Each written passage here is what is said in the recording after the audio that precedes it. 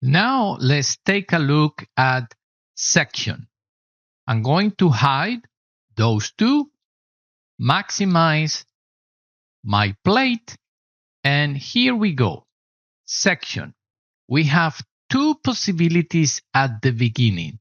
Extend section, yes or no. If I say no, look what happens.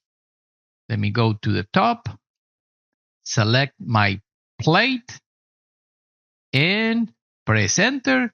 And I just need this section, this little piece. There. That's all I get. I can move it and you can see it. Let me delete it. If I do it again, extend section equals to yes. I select my plate, press enter, and all I need to do is draw that line, press enter, and it goes infinite. It goes through the whole object. The next one is this. Do you want to group the objects? Yes or not? I do want to group them. I do want to extend.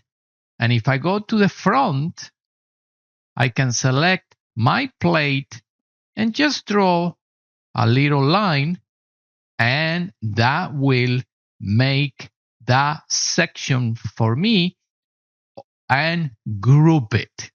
So this is a great tool that has been improved in version 8.